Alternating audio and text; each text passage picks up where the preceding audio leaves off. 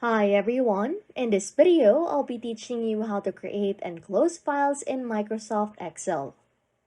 First things first, you want to launch Microsoft Excel and open a blank workbook.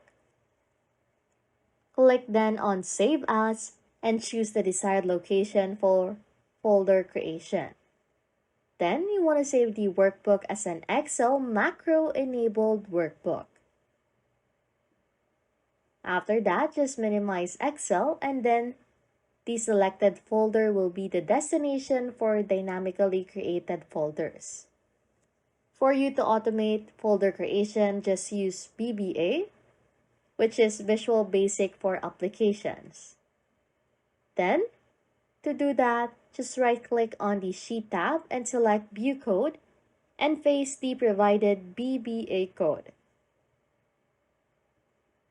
You can also use the VBA code that I will be flashing on my screen. And after entering it, you want to close the VBA editor and save the workbook if needed, and open it if needed too. Anyways, if you like content like this, don't forget to subscribe to this channel or comment down below any tutorials you want us to make, so we can help you.